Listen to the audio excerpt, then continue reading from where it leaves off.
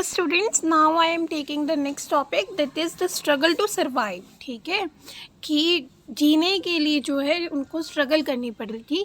तो इस टॉपिक को अब हम पढ़ेंगे। सी, इस टाइम में क्या हुआ कि जो पॉपुलेशन थी फ्रांस की वो इंक्रीज़ हो गई, वो रोज़ अप हो गई।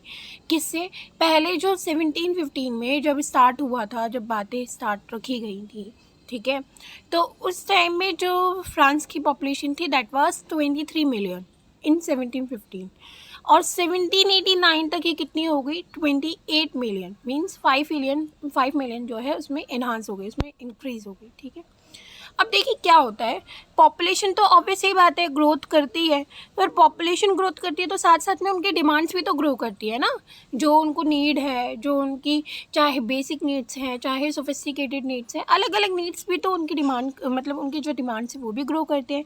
अब हमें क्या करना पड़ता है, उसी तरह का, उसी पेस में, उसी जिस गति से, जिस स्पीड से जो पॉपुलेशन बढ़ रही है उसी स्पीड से अपने डेवलपमेंट को भी बढ़ाना पड़ता है ना, सो दैट हम उनको वो चीज़ें प्रोवाइड करवा पाएँ जो कि उनकी ज़रूरत की हैं। ठीक है, तो सेम प्रॉब्लम्स यहाँ पर आई। यहाँ देखते हैं क्या हुआ।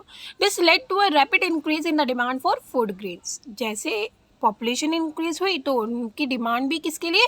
फूड ग्रेन्स के लिए, खाने के लिए जो है वो बढ़ी।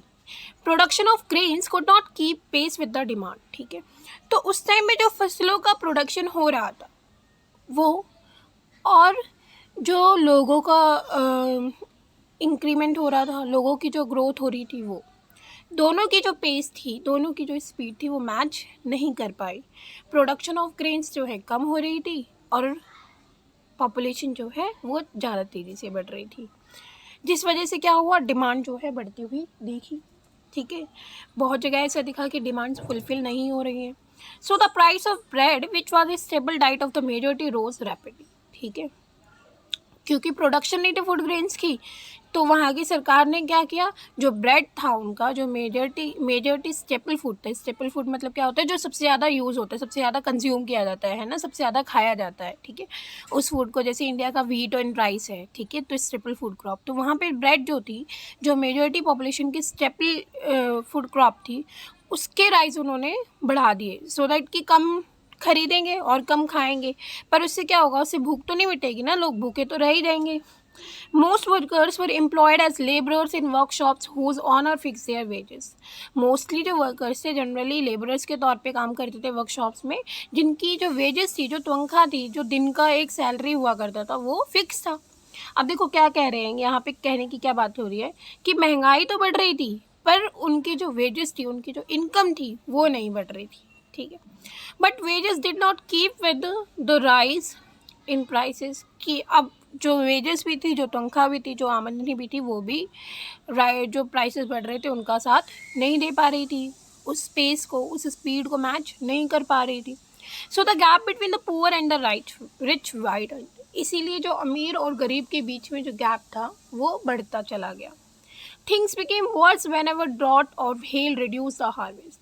ये चीज़ें और भी ज़्यादा बुरी हो जाती थी किस टाइम में, जब सूखा पड़ जाता था, या हेल स्टॉर्म्स, मतलब जो ओले होते हैं, जो स्नोफॉल होती है वो ज़्यादा पड़ जाती थी, मतलब जो कि हार्वेस्ट को ख़राब कर देती थी, जो उपज होती थी उस चीज़ को ख़राब कर देती थी, which led to a subsistence crisis. ठीक है, जनरली सब्सिस्टेंस क्राइसिस क्या होता है? एक ऐसी कंडीशन जहाँ अपने जो हम बेसिक मीन्स, जो हमारी लाइवलीहुड जीने के लिए, हमारी ज़िंदगी जीने के लिए जो हमें बेसिक मीन्स चाहिए होती है ना, हम जब उन्हें भी कंप्लीट नहीं कर पाते, उन्हें भी फुलफिल नहीं कर पाते हैं, तो इस कंडीशन को हम क्या बोलते हैं? Subsistence crisis.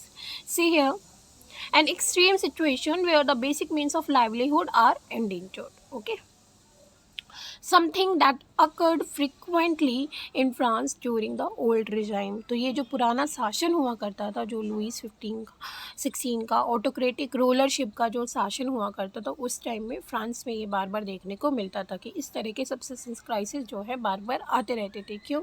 ड्रॉट या हेल की वजह से, या किसी भी कंडीशन की, इकोनॉमी, किसी भी एनवायरमेंटल कंडीशन की वजह से, जब जो हार्वेस्ट है वो ख़राब होती थी। ठीक है, तो क्या होता था, वहाँ की गवर्नमेंट जो ब्रेड के प्राइसेस थे उनको इन्हांस कर देती थी, उनको इंक्रीज़ कर देती थी, जिसकी वजह से वहाँ भुखमरी की या फिर सब्सिस्टेंस क्राइसिस की प्रॉब्लम जो है फैल जाती थी। ठीक है,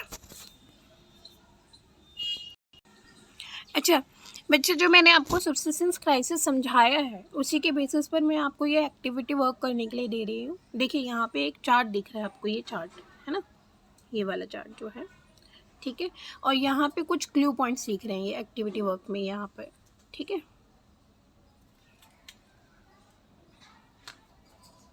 ना। तो आपको इन क्लू पॉइंट्स को यूज़ करके, ठीक है, इन क्लू पॉइंट्स को यूज़ करके fill in the blank boxes in figure 4 with appropriate terms from among the following, ठीक है। इन्हें यूज़ करके आपको इस एक्टिविटी को फिल करना है, इन बॉक्सेस को फिल करना है और फिर मुझे ग्रुप पर ही शो करना है। आप सब इसका स्क्रीनशॉट ले लेंगे, फिल करके मुझे बताएंगे कि फर्स्ट में क्या आएगा, सेकंड में क्या आएगा, थर्ड में क्या आएगा, फोर्थ में क्या आएगा और फिफ्थ में क्या आएगा। 5 ब्लैंक्स है ना, और 5 ही आपको चॉइस दे रखी है। आप अपनी कॉपी में इसको ड्रॉ करेंगे, अप्रोप्रिएट जहाँ पे फिलिंग करनी है वहाँ पे करेंगे and then send it to me, okay. अब देखिए, हमने पढ़ा था कि जनरली वहाँ पे 3 स्टेट्स हुआ करते थे सोशल कंडीशंस में प्रिविलिंग जो थी, first state, second state, third state, ठीक है। हुआ क्या, देखिए जनरली मैंने आपको बताया कि थर्ड स्टेट जो था वो पीजेंट से भी बना था, वहीं पर बिजनेसमैन भी थे उसमें, है ना, वहीं पर वहाँ पे जो एजुकेटेड ग्रुप था वो भी वहाँ पे था, ठीक है। तो पास्ट में जो पीजेंट्स और वर्कर पार्टिसिपेट कर रहे थे रिवॉल्ट्स में अगेंस्ट इंक्रीजिंग टैक्सेस और फूड स्कार्सिटी, खाने की कमी के लिए, ठीक है, बट जनरली वो कुछ ऐसा प्रोग्राम लेकर नहीं चल रहे थे जो कि पूरे अच्छे तरह के नियम बना दे, अच्छे तरह के रूल्स बना दे जिससे कि वो लोग अपने जो रिवॉल्ट है उसको जीत पाए, ठीक है। तो इससे क्या हुआ, जो थर्ड स्टेट के जो कुछ लोग थे, ठीक है, जो मतलब प्रॉस्पेरस थे, जिनके पास इकोनॉमी जो इनकी अच्छी थी, जिनके पास रिसोर्सेज थे, उन्होंने अपना एक नया ग्रुप बनाया, ठीक है, उन्होंने अपना एक नया ग्रुप बनाया। एक तो पीजेंट्स वाला ग्रुप था जो कि लोअर रिसोर्सेज वाला ग्रुप था, और एक वहीं पर जिनके पास रिसोर्सेज थे, जो एजुकेटेड ग्रुप थे या फिर जो प्रोफेशनल्स थे, है ना, टीचर्स वगैरह, इन्होंने जिनके पास न्यू आइडियाज़ थे, एक्सेस टू एजुकेशन थी, प्रॉस्पेरिसिंग लाइफ थी, ठीक है, मतलब कि इकोनॉमिक रिसोर्सेज भी हैं, इन लोगों ने अपना एक new middle class age group बनाया, ठीक है। 18th सेंचुरी में ये सब चीज़ें हुई, ठीक है। The 18th century witness the emergence of social group term the middle class, ठीक है। जो 18th सेंचुरी थी उसने इमर्जेंस देखी एक नए सोशल ग्रुप के जिसको कहा जाता है middle class, who earn their wealth through an expanding overseas trade and from the manufacture of goods such as woollen and silk textiles that were either exported or bought by the richer member of society। Generally वो अपनी जो income है, अपनी जो पूंजी है, wealth जो है, उसको किस तरह से पाते थे, कैसे अर्न करते थे, अपने ओवरसीज़ ट्रेड को, मतलब कि समुद्र को पार करके जो उनका व्यापार हुआ करता था, ठीक है, जनरली एक्सपोर्ट इंपोर्ट का बिजनेस किया करते थे वो लोग, तो उससे अपनी इकोनॉमी को अर्न करते थे, ठीक है। वो क्या करते थे, वूलन और सिल्क टेक्सटाइल, मतलब वूलन और सिल्क के कपड़े बनाया करते थे, टेक्सटाइल्स बनाया करते थे, और फिर उनको या तो एक्सपोर्ट किया करते थे दूसरे देशों में, समुद्रों को पार दूसरी कंट्रीज़ में, ठीक है, या फिर उन्हीं की कंट्री की, उन्हीं के सोसाइटी के जो रिचेस्ट मेंबर होते थे उनको बेचते थे, ठीक है। In addition to merchants and manufacturers the third state include profession such as lawyers और एडमिनिस्ट्रेटिव ऑफिशियल्स, ठीक है। क्या कह रहे हैं, व्यापारियों और मैन्युफैक्चरर्स के अलावा जो चीज़ें बनाते थे, ठीक है, इंडस्ट्रियलिस्ट हुआ करते थे, उनके अलावा थर्ड स्टेट में प्रोफेशन वाइज भी लोग जुड़े हुए थे, जैसे लॉयर्स हो गए, एडमिनिस्ट्रेटिव ऑफिशियल्स हो गए, है ना, प्रशासनिक कार्यों को संभालने वाले लोग हो गए।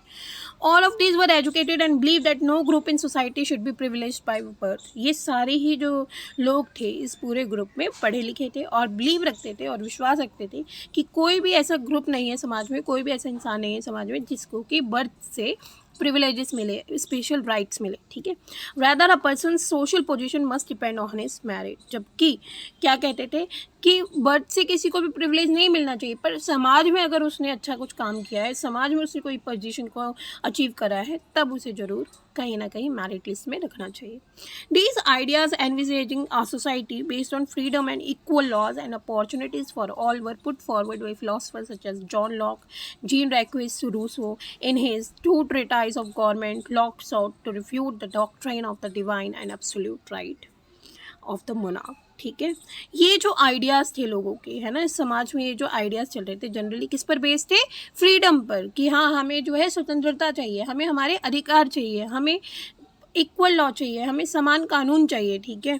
तो ये सबके लिए अपॉर्चुनिटीज़ जो है इक्वली मिलना चाहिए। ये नहीं कि फर्स्ट स्टेट वाले लोग ही पॉलिटिकल पार्टीज ज्वाइन करें, बल्कि सेकंड और थर्ड स्टेट वालों को भी वो अपॉर्चुनिटी मिले, ठीक है। तो सेम अपॉर्चुनिटीज़ मिले, फ्रीडम मिले, इक्वल लॉज बने, ये सारे जो आइडियाज़ थे ये आगे रखे गए। और किन के थ्रू आगे रखे गए? ये जो फिलोसफर्स के नाम आप पढ़ेंगे, जैसे जॉन लॉक एंड रूसो, ठीक है। जॉन लॉक ने अपने बुक में, अपनी जो उन्होंने एक बुक लिखी है जिसका नाम है टू ट्रेटाइज ऑफ गवर्नमेंट, ठीक है। इसमें उन्होंने गवर्नमेंट की दो जो शक्तियाँ हैं उनके ऊपर क्रिटिसाइजेशन किए हैं। जनरली वो क्या बताते हैं? वो बोलते हैं कि ये जो डिवाइन पावर या एब्सोल्यूट राइट है ना मोनार्क का, है ना, कि वो अपने आप को देव के रूप समझते हैं या बोलते हैं कि हम ही पूर्ण शक्तिशाली हैं, ठीक है। तो वो कहते हैं कि ये गलत है, ठीक है, ये ऐसा नहीं होना चाहिए, डेमोक्रेसी होना चाहिए, बल्कि मोनार्की या एरिस्टोक्रेसी नहीं होना चाहिए, ठीक है।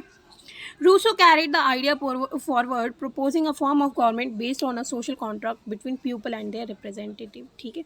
रूसो ने भी अपनी बुक सोशल कॉन्ट्रैक्ट के थ्रू ये बताया है कि एक इस तरह की फॉर्म ऑफ गवर्नमेंट, मतलब एक इस तरह की गवर्नमेंट बनाओ जो कि लोगों के द्वारा बनी हो, लोगों के चुने हुए रिप्रेजेंटेटिव्स के थ्रू बनी हुई हो, ठीक है। ये नहीं कि मोनार्की हो, तानाशाही हो, बल्कि एक ऐसी गवर्नमेंट हो जहाँ पे कि लोग अपने रिप्रेजेंटेटिव को चुने।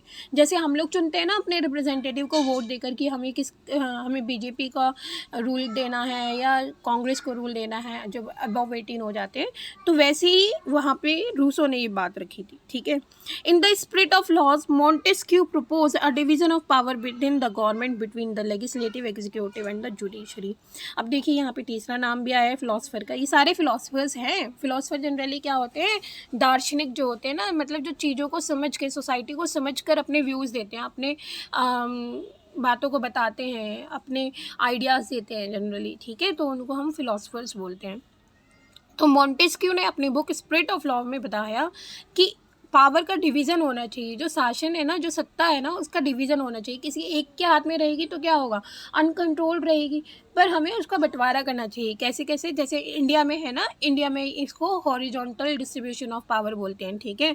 कि हमारी जो पावर है वो किस में बटी हुई है? लेजिस्लेटिव, कानून बनाने वालों में, जो कानून को फॉर्म करते हैं, जो लॉ फॉर्मिंग करते हैं। एग्जीक्यूटिव, जो कानून को एग्जीक्यूट करते हैं, जो लॉ की एग्जीक्यूशन करते हैं, जैसे हमारे जितने भी सिविल ऑफिसर्स हैं, ठीक है। आप देखते होंगे ना, कोई भी ऑर्डर आता है तो क्या आता है? डीएम के अकॉर्डिंगली ये कानून पारित होता है ना। तो एग्जीक्यूटिव्स वो हैं। एंड देन जुडिशरी, जो इसका न्यायपूर्ण तरीके से बैलेंस रखते हैं, जैसे हमारी जो सुप्रीम कोर्ट है, हमारी जो स्टेट कोर्ट है, जो डिस्ट्रिक्ट कोर्ट है। तो ये बात किसने कही? मोंटेस्क्यू ने कही कि यहाँ पे क्या है? बैलेंस होना चाहिए पावर का, किस किस के बीच में? लेजिस्लेटिव के बीच में, एग्जीक्यूटिव के बीच में और जुडिशरी के बीच में, ठीक है। ये मॉडल जो है उन्होंने कहाँ से लिया? ये यूएसए से लिया। जब यूएसए की, मैंने आपको बताया था ना, यूएसए की 13 कॉलोनीज़ की हेल्प करी थी फ्रांस ने। तो जब उनको इंडिपेंडेंस मिल गई थी ब्रिटेन से, तो अमेरिका ने इस तरह का कॉन्स्टिट्यूशन बनाया था जहाँ पे कि हर किसी को इंडिविजुअल राइट प्रोवाइड हो, हर किसी को उसके अधिकार प्राप्त हो, जो कि बहुत इम्पॉर्टेंट था वहाँ पे चीज़ों को अच्छे से वर्क करने के लिए। और जो पॉलिटिकल थिंकर्स है फ्रांस के, उन्होंने यही आइडियाज़ वहाँ से उठाया, ठीक है। आई होप कि यहाँ पे आपको क्लियर हुई होंगी चीज़ें। आपको क्लियर नहीं होंगी तो एक बार और वीडियो को सुनिए और ध्यान से वीडियोस को प्रेफर कीजिए। आप लोग वीडियोस नहीं देख रहे हैं, बच्चा वीडियोस नहीं देखोगे तो चैप्टर नहीं समझ पाओगे। चैप्टर इज़ टू लेंथी ना, ठीक है।